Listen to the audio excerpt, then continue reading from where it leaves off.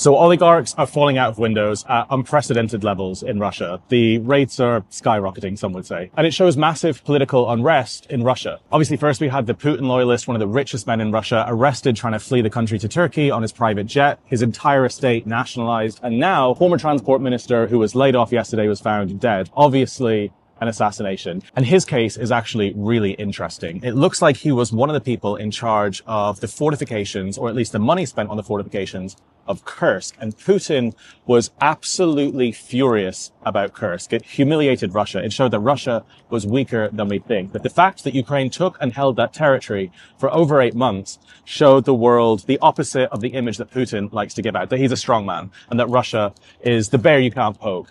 And he wants revenge, and he's furious, and he wants someone to blame. He can't blame Ukraine, he can't blame anything else. So now he's going after everyone responsible for the lack of fortifications in. And one of the main reasons that Kursk actually happened was lack of fortifications, and that is because of corruption. Basically, Russia is a corrupt mafia state. And in 2023, the Kremlin wanted to fortify that border, the border between Sumy and Kursk. So when the Kremlin decided to give hundreds of millions of dollars for those fortifications, by the time it actually reached the Sumy border, it probably ended up just with a couple of locals with shovels digging some holes and dugouts. But it's one of the main reasons that Ukraine managed to steamroll in. And Putin's looking for everyone responsible. He's doing these sort of show trials. And it shows that there's a deep rot within Russia. And the reason that these assassinations are happening and the reason that there's more instability is because you can't defeat extortion and corruption in a mafia state, in a state without rule of law. Eventually, things start to fall apart. People start dying. People start getting shot in suicides. And I've been talking in the last few days about how Russia is experiencing massive instability, political instability, and instability all across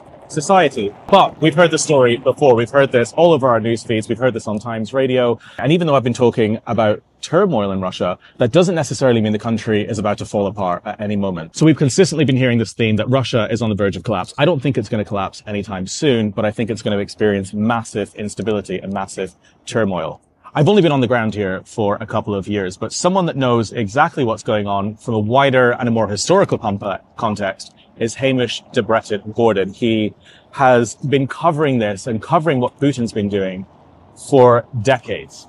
And this week he wrote a great article about how Putin's regime is about to collapse, about how Putin's regime is really starting to show its cracks, and perhaps at the end of its lifetime. But I want to ask him what that actually means. We all hear about Russia being on the verge of collapse, about Russia disappearing tomorrow, about the whole thing falling apart. But I want to know what that actually looks like, how long something like that would take. Would Putin be taken out in the middle of the night?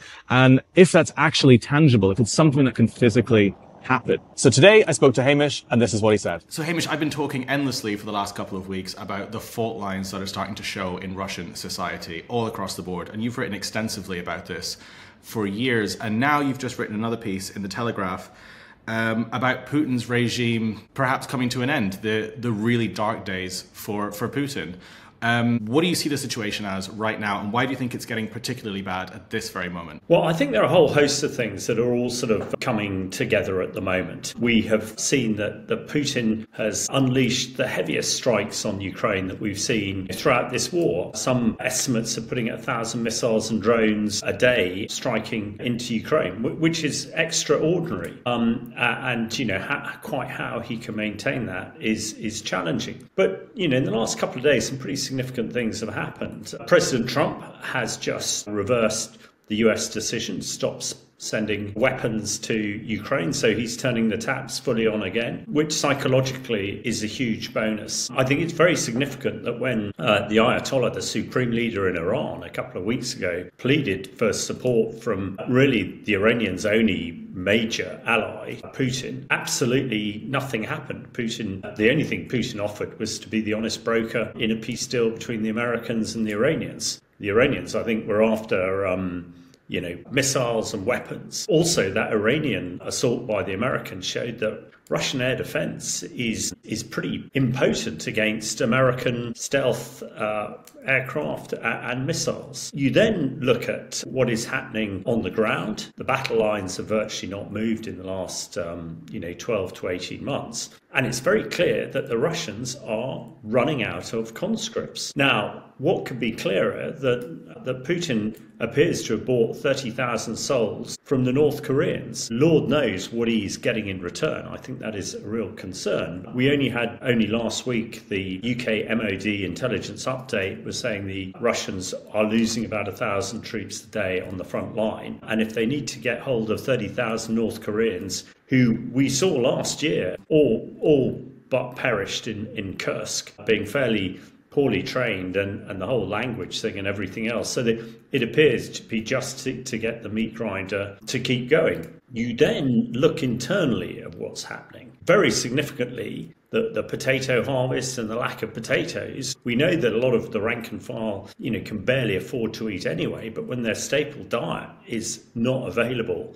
then one can imagine that things are getting pretty vexed. We know that the economy, or certainly the military economy, is being fueled ostensibly by what I call in my piece Russia's black gold, but actually, with the price of oil that it is at the moment crashing down, his coffers are sort of running, pretty thin and pretty dry. So, and I think just the final bit on this, Caolan, is introduction. When yet again yesterday, we saw another key member of the Kremlin administration, the transport minister, being found dead in his car. And interesting enough, Galimov, who used to be Putin's speechwriter a few years ago, now in exile, but a very trusted independent Russian commentator on this, was commentating today that he thought really Russia was in a pre-revolutionary state at the moment, and the state apparatus what was failing. So when you put all this together, I think that is why, although we've all been wishing that the Russian state and Putin would fail, everything is sort of building up at the moment. But it would mean nothing really unless particularly the European militaries galvanize themselves to show that they are serious about supporting Ukraine militarily. And we put all this together, and there is a real opportunity for the first time in a long time, I think, for Ukraine to try and get a just peace, as Putin's regime and the Kremlin appears to be not crumbling, but there's certainly waves of trembles going about the place. It really feels like that here. There's a mood in Ukraine that I've never really experienced before, of actual optimism. There's more diplomats visiting, there's more support than ever, 40 billion from NATO now. But I've been getting lots of comments and questions recently saying, we've heard this before, Putin's empire is crumbling, Putin's about to collapse any minute now, and there's this sort of fatigue around these kind of conversations. Why is it important to still listen to news like this and still focus on what is happening with the destabilization of Russia? And how long do you think this can still go on for if things continue on their current trends in Russia, if this dysfunction still continues? What time frame do you think that looks like? Well, I have written in my piece today that Russia maybe is in a sort of 1934 moment, which is when Stalin had a lot of his opposition killed and was his excuse for the start of the purge. And of course, the purge got rid of all his key people and key military specialists, which ultimately, in a way, the sort of Second World War sort of saved Stalin, but ultimately it probably created the means that the Russians had over 26 million casualties in the war.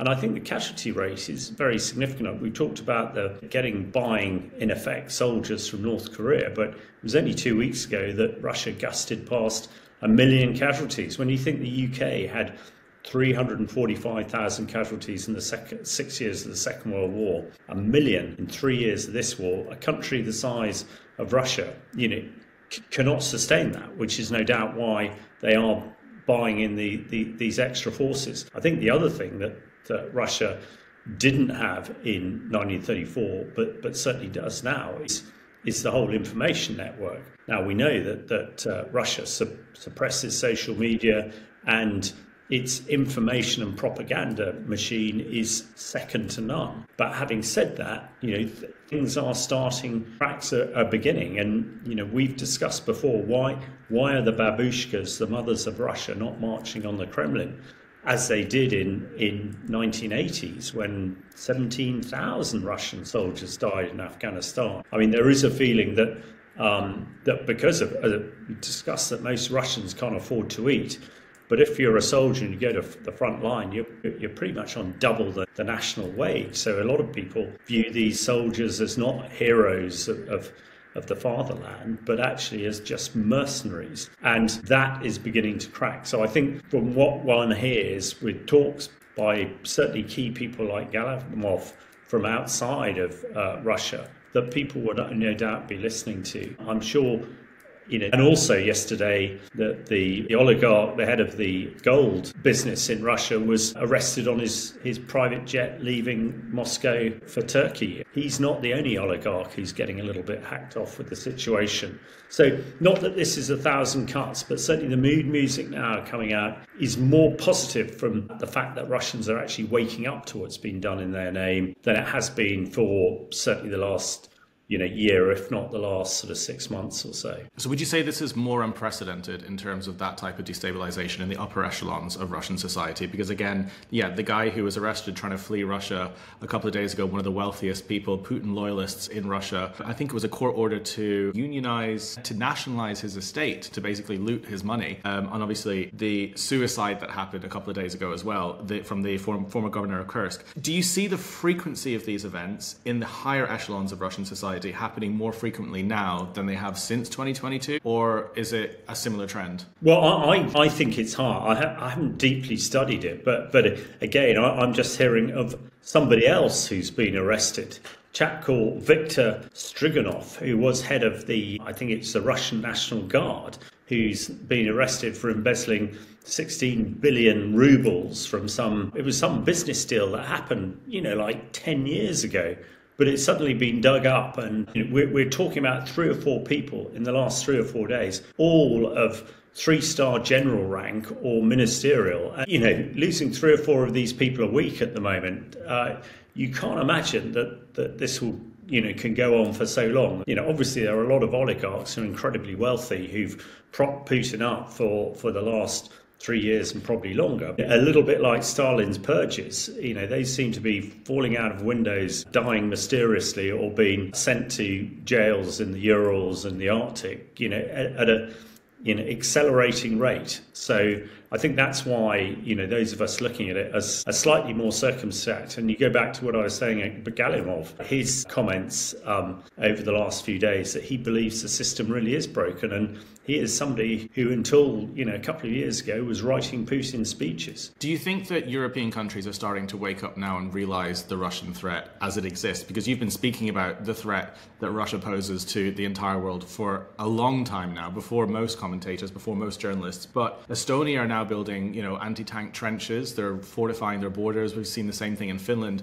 Do you think that shows finally a moment where, at least in this side of Europe, countries are starting to realize the actual threat, or do you still think we're pretty behind and there's a lot, there's a longer way to go? Well, there are really 2 answers to that, Caolan. First of all, I think they are. And we had the NATO summit a few weeks ago where people agreed to spend, 5% of GDP. There are a bit of smoke and mirrors around this, but that is a huge increase. Britain was spending less than 2% a few years ago, and now we're over doubling that, and most other European countries are as well. And you look at the Germans, 200 billion extra euros on defence is hugely significant. The challenge is, of course, in defence procurement terms, money you spend today, you're actually not seeing the hardware for 3 or 4, 5, 6 years. So it's not instantaneous. It is a psychological demonstration.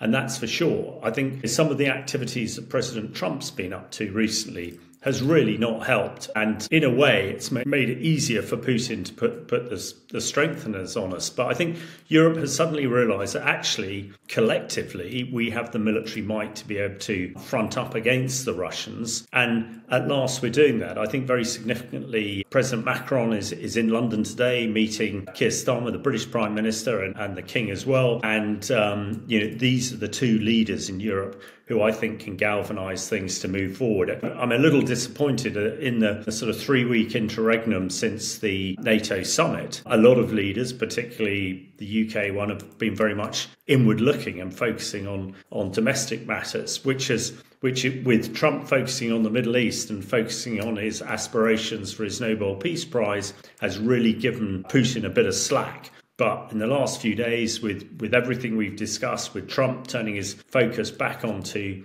Ukraine, the screw is tightening, and let's hope that it's tightening enough to make a difference and bring the Russians to the ceasefire table so that Ukraine can get a, not just a peace, but a just peace. Well, just to end on that as well, I've been covering lots as well about the destabilization in Russia and what Europe is doing to step up these positive moments. But there's still a huge threat in Ukraine from Russia, and obviously these fallback trenches that are being dug in Estonia. Where do you see the biggest sort of concern, the biggest black spot when it comes to Ukraine right now, and the biggest threat from Russia? Is it with propaganda? Is it destabilizing society? Is it the new drones coming into the cities? Or is it the movements on the front line? Where do you see the biggest kind of threat right now to focus on that Ukraine still faces? Well, I think it is very much the attacks on civilian infrastructure, and especially the sort of schools and hospitals, 1,000 a night. However many Patriot missiles you have, you're not going to knock that down. And that must be having a psychological effect on the Ukrainian people.